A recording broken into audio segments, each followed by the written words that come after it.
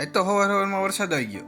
વરસાદ રહી ગયો જીયા આવી ગયા જીયા જીયાનું ગીત ગીધો હે. પછી આપણે વાડીએ પૂગી ગયા. વાડીએ ચડાવવાના થાય છે પતરા. તો આ પાઇપ બધે હોહરા જવા દે ને પછી પતરા જવા દેવાના છે. એની પેલા રેવલ કરવાનું છે એટલે નરિયા ફિટ કરવાના પેલા. એટલે નરિયા ફિટ કરે છે ભીમભાઈ.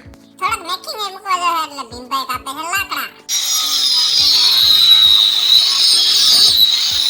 ભીમભાઈ વાળાને વાર ચડાવતા હતા અને પેકિંગ મોરી બાંધી દીધા અરખાઈને. પછી ગયા ભીમભાઈ માલ આવવા દો. તો આપણે તો માલ ખાપવા માંડ્યા ને બનાવવા માંડ્યા માલ ને પછી જવા દીધો કરી દીધો વેતો. પાણી બાણી નાખીને માલ કમ્પ્લીટ કરીને દિલ બાપાની સણવા માંડ્યા.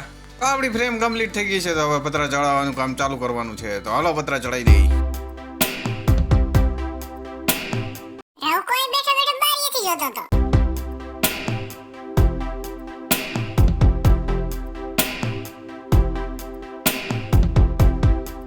વરસાદ આવી ગયો તો આપણે પતરા ચડાવવાનું કામ તો ચાલુ જ રાખ્યું.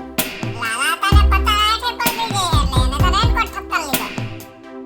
ત્યાં તો ભીમભાઈએ પ્રગટાવ્યો ગેસ. भैया कुछ न कुछ तो गड़बड़ जरूर है. નહીં આ તો કુકર છે. Sorry. નહીં કુકર નહીં પ્રાઇમર છે. Yes? એમાં બનાવવા માંડ્યા ચા.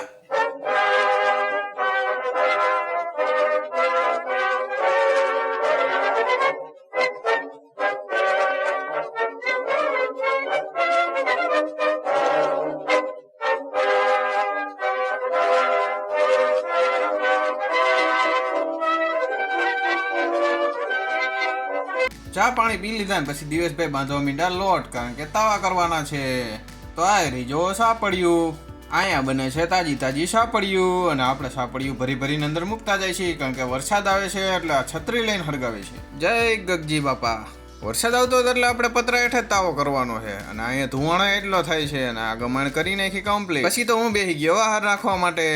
કેમ કે ભીના થઈ ગયા હતા લાકડા એટલે જલ્દી ઉપડતા નતા એટલે બહાર નાખવો પડે એમ હતો. તાવામાં સાપડીઓ સડવા માંડી અને દિવસભાઈ બકડિયામાં કરવા માંડ્યા. અને ભીમભાઈની એ ખીલા કરે છે. જો વાડીએ તમે એટલા માણસો હતા તો બધી બાજુ કામ ચાલુ જ હતું પૂરજોરશોરથી.